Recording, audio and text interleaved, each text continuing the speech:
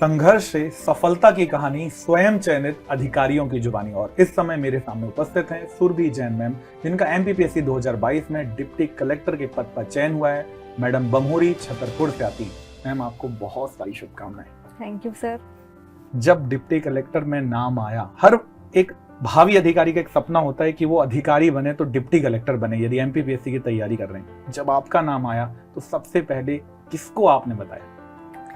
जब मैंने अपना रिजल्ट देखा तो मुझे बहुत खुशी हुई और मैंने सबसे पहले अपनी मम्मी को कॉल किया और सबसे पहले उन्हें बताया। वह भी बहुत खुश हुई यह जानकर।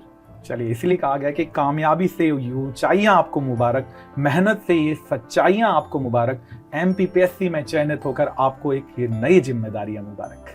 Thank you sir. आपने सिविल सेवा में जाने का कब पहली बार सोचा था? सर, चूंकि मैंने इंजीनियरिंग की हुई है और इंजीनियरिंग के लास्ट ईयर्स में ही मैंने डिसाइड किया कि मुझे सिविल सेवाओं में जाना है और फिर मैंने इसकी तैयारी शुरू की। कोई ऐसा व्यक्ति या कोई ऐसा अधिकारी जिससे आपने प्रेरणा ली हो कि नहीं, बनना है तो यही बनना है? सर, मेरे गांव से एक दीदी सिलेक्ट हुई थी, सौम्या जैन नाम था, तो उनसे मुझे काफ़ी प्रेरणा मिली और मुझे लगा कि मुझे भी सिविल सेवाओं में जाना है।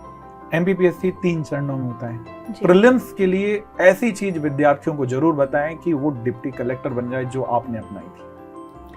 सर, एक्चुअली प्रीलिम्स तो क्वालिफाइंग होता है, लेकिन हम प्रीलिम्स में जो ह्यूमन एरर्स करते हैं और जो ज़्यादा सोचते हैं क्वेश्चन का आंसर टिक करने में, अगर वो हम एरर्स ना करें तो हम प्रीलिम्स को क्वालिफाई करके मेंस में स्कोर करके और अच्छा स्कोर कर सकते हैं अपना। क्या पीवाईक्यूज और एमसीक्यूज आपने उस समय लगाए थे? जी सर, पीवाईक्यूज और एमसीक्यूज बहुत इंपॉर्टेंट होते हैं क्योंकि उनसे ही हमारी प्रैक्टिस है वो जज होती है, तो हम एनालिसिस कर पाते हैं अपनी गलतियों को, इसलिए वो बहुत इंपॉर्टेंट है वो। दूसरा चरण मुख्य परीक्षा है। जी। अब भावी अधिकारियों से अधिकारी बनने के लिए बच्चों को ये जरूर बताएं कि क्या रणनीति होनी चाहिए मुख्य परीक्षा के लिए।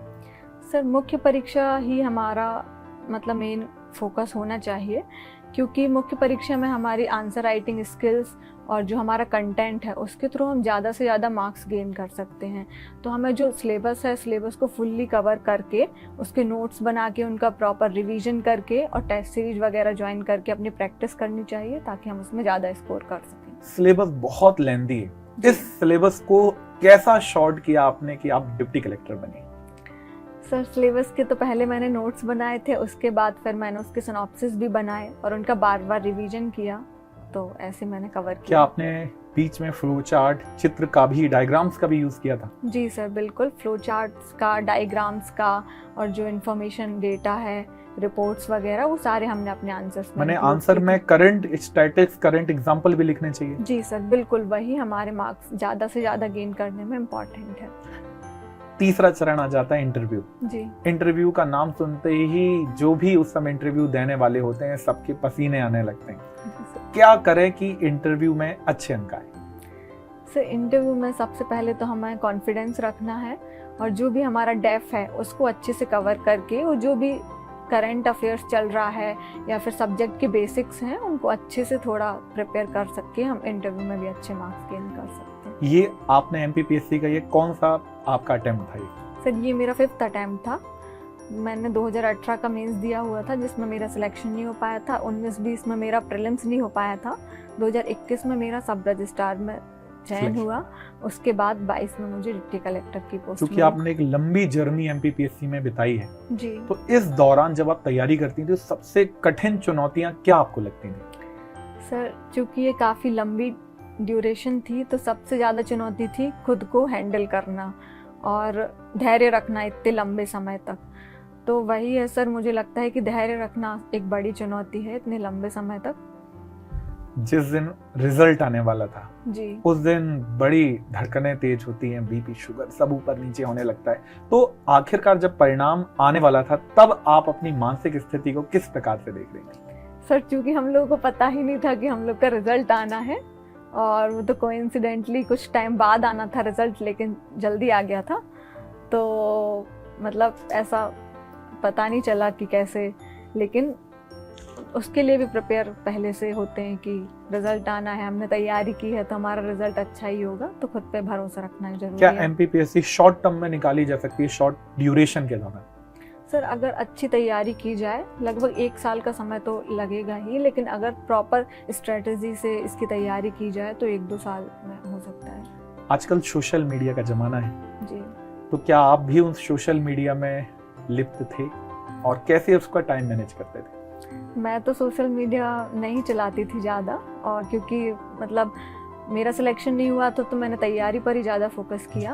सोशल मीडिया की यूज़ अपने पढ़ने के लिए करते थे कुछ चीज़ों का। क्या यूट्यूब से भी तैयारी की जा सकती है, अपने टॉपिक्स क्लियर किए जा सकते हैं? जी सर बिल्कुल, गूगल, यूट्यूब, इनसे हम अपनी तैयारी कर सकते हैं। जो भी हमें टॉपिक पढ़ने होते हैं उनका हमें एक प्रॉपर गाइडेंस यूट्यूब के थ्रू मिल सकता है। और 5 साल लगभग आपने इस जर्नी में बिताए, से ज़्यादा ही समय आपने बिताया। जी। कई बार क्या कभी ऐसा आता था कि नहीं अब छोड़ देना चाहिए, और यदि आता था तो फिर उससे कमबैक कैसे करते थे? जी सर बिल्कुल, ऐसा तो आया कभी कि प्रीलिम्स नहीं हुआ तो लगा कि अब बैकआउट करना चाहिए, फिर और प्राइवेट सेक्टर में ज्वाइन करना चाहिए। लेकिन फिर सर एक लगा कि भरोसा था कहीं ना कहीं कि होगा सिलेक्शन, तैयारी करते हैं और एक अटेम्प्ट और देते हैं, ऐसे करके। क्या ग्रुप डिस्कशन, ग्रुप स्टडी भी आपके सिलेक्शन में योगदान रखती है? हाँ सर, मेरे फ्रेंड्स थे जो उनसे मैं ग्रुप डिस्कशन करती थी, जिनसे जो काफ़ी हेल्पफुल रहा मेरे लिए। आपने उत्कर्ष आपके सफलता में किस प्रकार से सहायक रहा? सर उत्कर्ष क्लासेस में मैंने मॉक इंटरव्यूज़ दिए थे 2021 का, 2022 का, साथ ही टेस्ट सीरीज भी मैंने उत्कर्ष क्लासेस से ली थी, तो इस हिसाब से काफ़ी योगदान तो आप उत्कर्ष इंदौर आके लेते थे या आप घर से बैठकर ही उत्कर्ष की टेस्ट सीरीज सर लेते घर थे? से बैठकर ही टेस्ट सीरीज लेते थे हम। तो क्या ये जो नवाचार है जो उत्कर्ष ने पहली बार सबके सामने किया कि बच्चे यदि किसी कारण से इंदौर नहीं आ पा रहे जी। और वो घर में, तो भी उत्कर्ष आपके घर तक वही गुणवत्तापूर्वक टेस्ट दे, तो जी क्या सर। वो आपकी सफलता में सूचक है? बिल्कुल सर। और क्या वही गुणवत्ता से आपकी कॉपियां चेक की गई? जी सर बिल्कुल। जब आप यहाँ इंटरव्यू का पार्ट बन रहे थे, जब आप उत्कर्ष इंटरव्यू देने यहाँ आए, तो उत्कर्ष का इंटरव्यू पैनल और फाइनल इंटरव्यू पैनल में क्या समानता दिखती है? सर काफ़ी समानताएं थी, बिल्कुल आयोग जैसा ही माहौल था। क्वेश्चंस जो करंट अफेयर्स के इंक्लूड किए गए थे वही हमसे मेन इंटरव्यू में भी पूछे गए, तो काफ़ी सिमिलरिटी थी। सेकंड लास्ट क्वेश्चन आपके लिए, उन भावी अधिकारी कहूंगा, उनके लिए जो किसी कारण से इस बार चयनित नहीं हो पाए, उन लोगों के लिए क्या कहना चाहिए?